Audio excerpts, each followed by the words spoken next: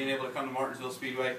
You know, one of the short track races of the Chase. It's certainly an exciting race that we get to come out here and put on for everyone, and the fans aspect that's here today. We appreciate them coming out and spending some time with us and having lunch. But all in all, it's a good day, and thankful for the weather.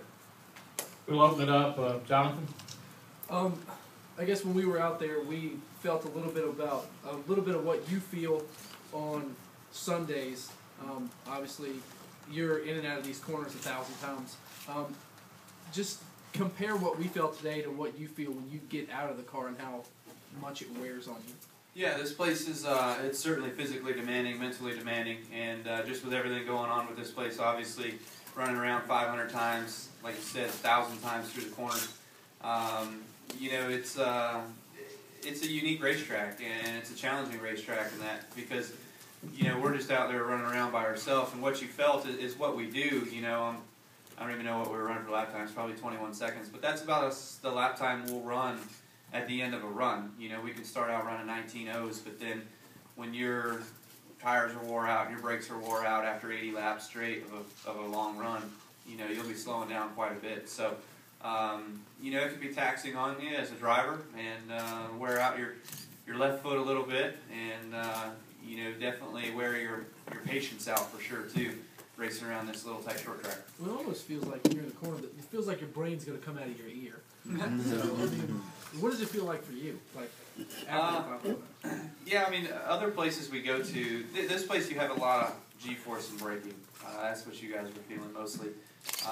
And that's not the full G-force that you're able to get here either. You know, the brakes on our cars are far superior than that car.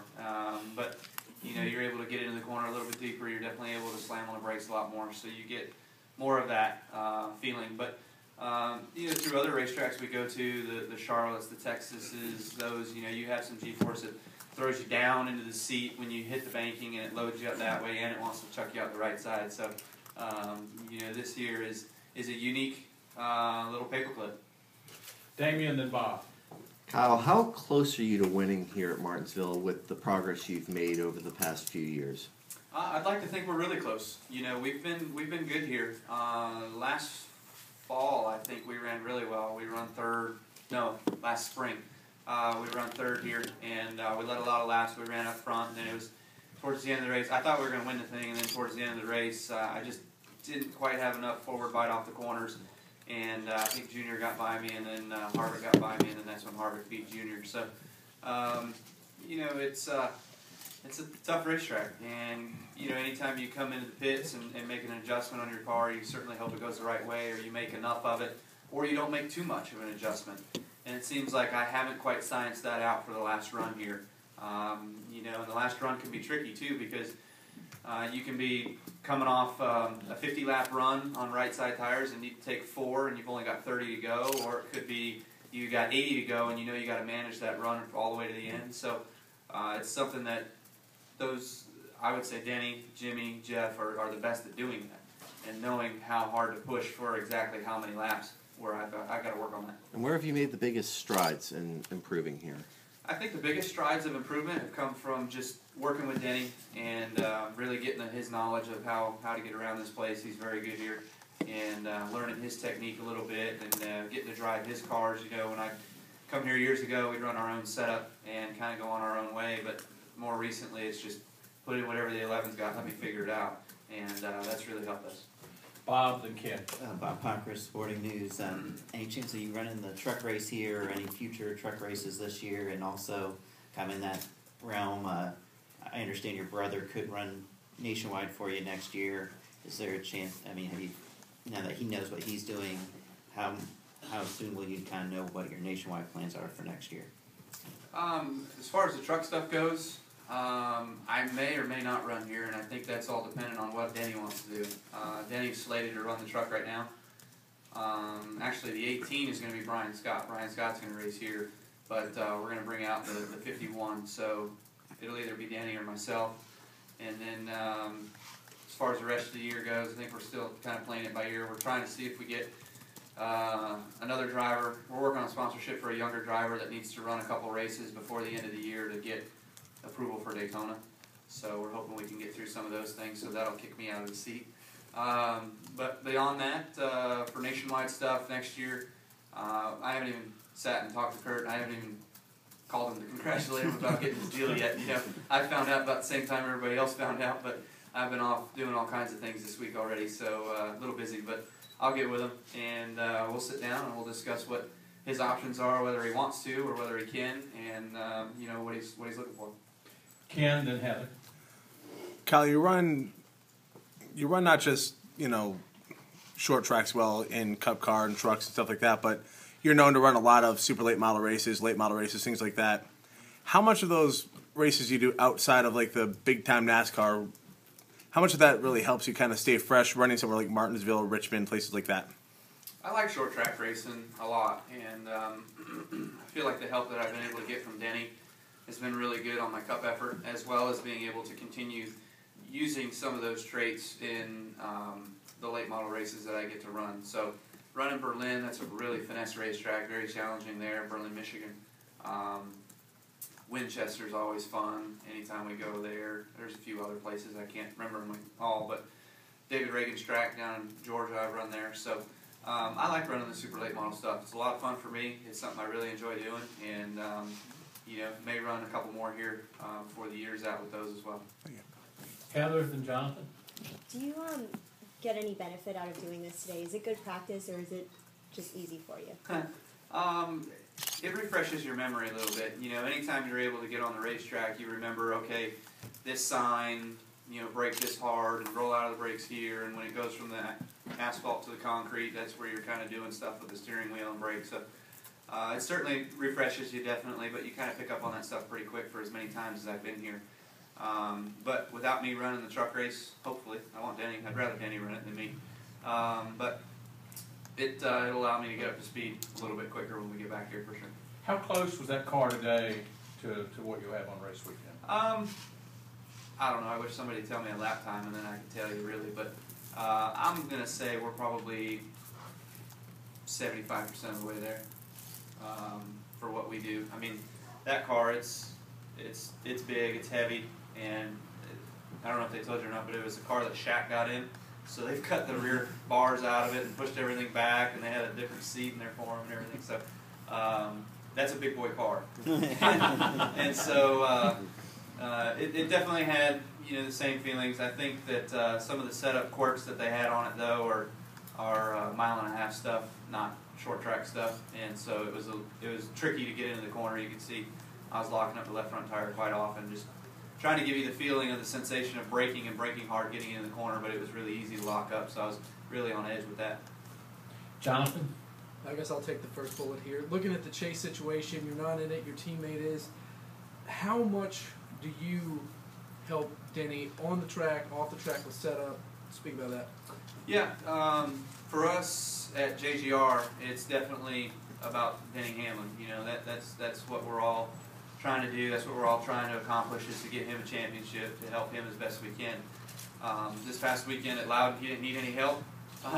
We were using him up for his help to try to make our cars a little bit better. And I ran my setup, and then we swapped over and practiced his setup, and it was a little looser for me getting into the corners and what have you. And so we went back to my setup, but my setup was second quick. We probably had a pretty easy second place car this weekend in Loudon. But as it goes, you know, Denny had paper on the grill, and we had issues going on, so we slowed down to help him out and take care of that issue for him, and then you know, just try to do what we could to stay out of everybody else's way and not mess anything else up. But down the stretch here, it'll be important for us, if we've got a really good car, that we try to help those guys out best we can.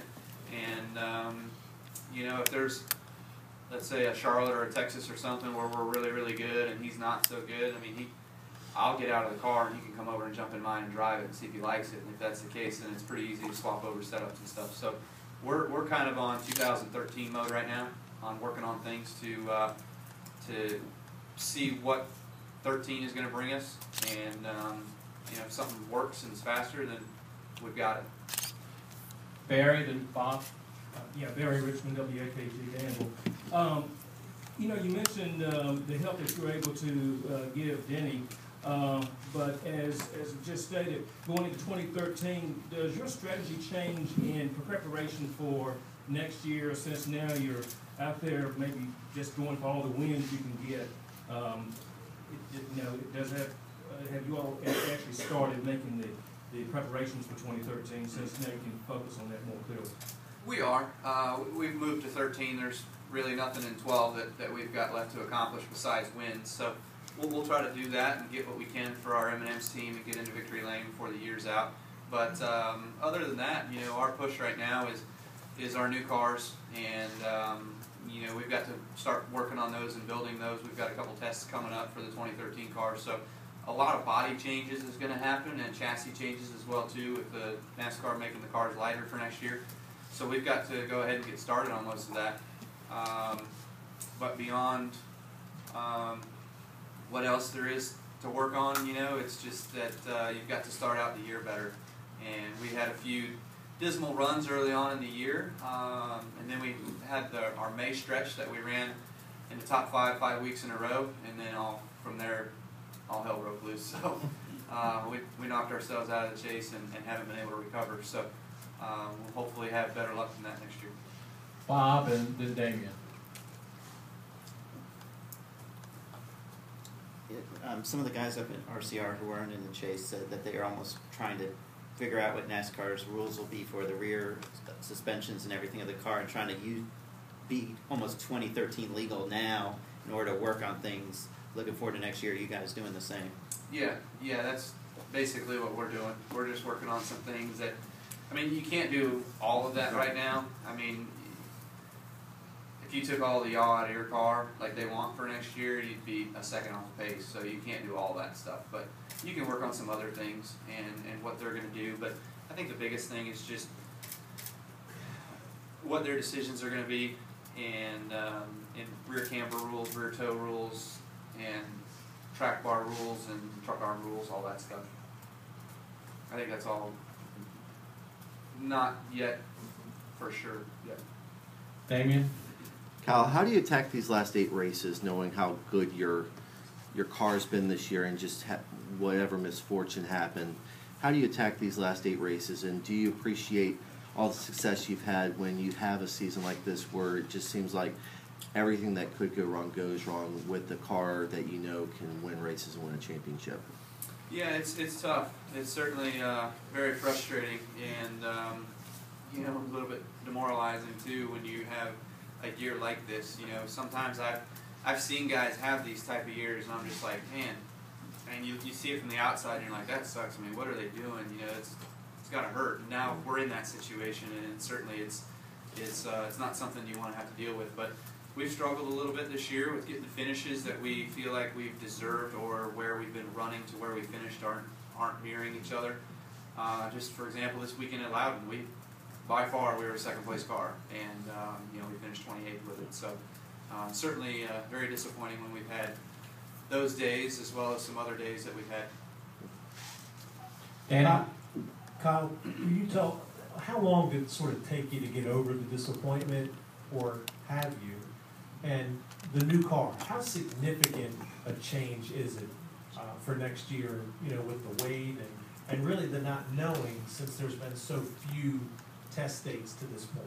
Yeah. What's the first part? The disappointment about being in the chase. I got you. You get over it as best you can, I guess. It's still in your mind that, you're going every weekend to just make circles and hope that you can win. If you don't win, it's pretty much a waste, So it's tough, but we go to the racetrack to do the best job we can to, like I said, to just continue learning and continue building for 2013. So getting into the new car specs for next year and everything, obviously I don't think there's really been a rule book sent out yet. There has been a lot of rumors and talks, like NASCAR's told us, hey, expect this, expect this, expect this, but nothing for sure. So they told us to expect one thing, and then 2 weeks later they tell us to expect something else. So we've just got to work in that direction and kind of work towards what we feel like we know is coming. But as far as the parameters being exact right now, they're not yet. Cars are going to be lighter. Is it 100 or 160 pounds? We don't know. and they're definitely making some aero changes for next year with the 2013 car, which I think I'm the test dummy for that in 2 weeks at Texas. So it'll be interesting from what I hear.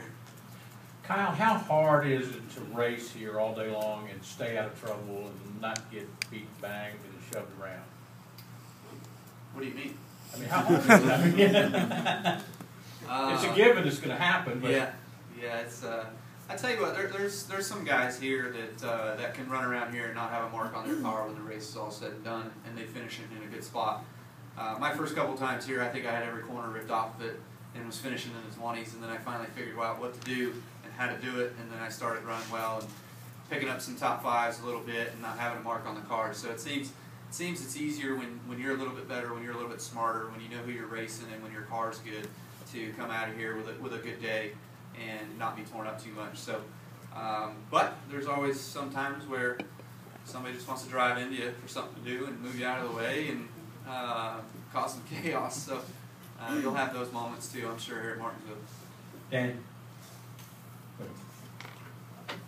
Kyle, you've obviously played a big part in Joe Gibbs Racing getting his 100 wins. Can you speak to being a part of that organization and what it means for you all getting that? Yeah, it's awesome. I mean, I had a small piece of getting Hendrick Motorsports their 200 wins, and I've had a small piece of getting JGR their 100 wins. So it feels good, and you know, just to be a part of two organizations like that has been pretty phenomenal for my career. And I'm happy to be where I'm at with Joe Gibbs Racing. They do a tremendous job, and Denny's really doing a good job these past few seasons, being able to be as consistent as he's been. Still winning races, still running up front and everything. So for us to bring home, you know, win number 100 this weekend, whether I could have done it or Denny did it, was going to be cool. And now we've reached that milestone, so now we can look towards the next 100. Cannon and Dustin. When Greg Biffle was here, he had said that when you guys get here on, you know, Thursday or Friday or whatever, before you even walk through the tunnel, you say, look, I'm sorry about what's about to happen before you get here and all that. When stuff does happen, how hard is it to just kind of put it aside when you go to the next track? Or is it something that kind of lingers in your mind for a while afterward? Depends on how bad it is. I mean, if it's just a little door ding here, it's all right. It's a part of short track racing. But if it's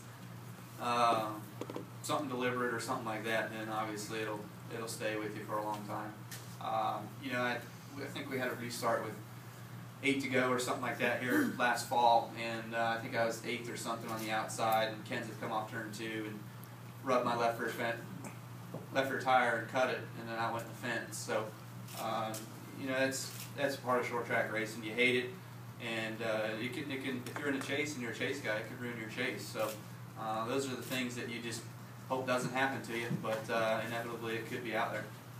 Dustin and Jonathan. Dustin on USA Today. You know, you're talking about the contact, and certainly the point's been made with the New Hampshire races this year. Both New Hampshire races didn't have an accident. The only cautions for debris or anything else. Some people will look at that and say, there's not enough hard racing going on, because there's the idea of if hard racing equals risk-taking equals accidents. How do you look upon that if you hear somebody saying, you know, the 2 New Hampshire races, or even this weekend, I know you had your problems with, how hard is the racing? Because some people say, look, there's not that wrecking going on at some of these tracks, and certainly it's been the case this year. That leads to the question of how much are these guys trying, or how much is that effort being put forth? Can you kind of explain or give your perspective from your seat that a lot of people don't have? Well, we're not sitting out there like it's a Sunday drive in Grandpa's rocker, you know. I mean, we're working hard. We're trying to do what we can to get up there and pass guys and make something happen. But to be honest with you, I think what it boils down to is points. You can't have a bad day and take a chance in wrecking yourself or wrecking somebody else, given the fact that bad days hurt so bad now. You know, we're supposed to put more emphasis on winning, which I think was done a little bit, but you know, the 30th or 40th place finishes hurt so bad versus the 10th or 12th that you just can't take that risk anymore. So I think that's part of it. I think the second part of it would be to just the unnecessary crap you got to deal with afterwards. You know, Here or with each other? both, everywhere, between race teams, between drivers and media, and drivers and whatever else. It's just a hell of a lot easier to not have to do damage control during the week than doing damage control. And you talk about the points, and certainly that's been an issue that's been brought up to some degree. So, is there a way to rectify that, or is there a potential solution? Do you have a certain idea that can lead to, well, if you don't care about having to deal with stuff the rest of the week, that would potentially allow you to be more aggressive and be more forceful? Yeah, I think obviously you got to close up the points gap between first and last. That's the biggest thing. I think where it was before, where you had 185 points to win, and 34th for 43rd. Is that right? You know, that gap's still a large gap, but it seemed like it was easier to make up with better days. You could climb a lot faster than you can these days. So I don't know how to close that gap. Or is it better to do the same amount of points, 30th on back or something like that? That was a discussion that some drivers have had. It's like, look, you know, if we finish 35th on back, we get the same number of points. Yeah, I don't think that's a bad idea too. You know, just so then you have less guys going out there to make laps. You know, after they have trouble or something like that, if they can't make it to 35th. So whatever anybody wants to recommend, they may listen to you, but I don't know that you'll get anything done. Last question from this bunch, Jonathan. What was your most fun part of the day? Was it scaring us? Is it just tell us what's the most fun you had today? Getting loose with Pockersoff too. I bet you his ass puckered. You're a great driver. I was not worried You at all. had no worries? No. I appreciate that. I'd say the funnest part was just getting in the car and feeling the seats twice as wide as it needs to be and everything else to get me in there. But then, you know, just getting out there and kind of feeling it the first few laps, I was just kind of laughing to myself about what I was going to have to do to make a decent feel for everyone, you know, and what the car was. But it was fun, all in all, just a good day, and I enjoyed it. Hopefully you guys did. Kyle, do you mind moving over in front of the clock and taking some one-on-ones from them? You Yeah. leave your microphone there. Sure thing. I've got one, but I think it's at Danny's house.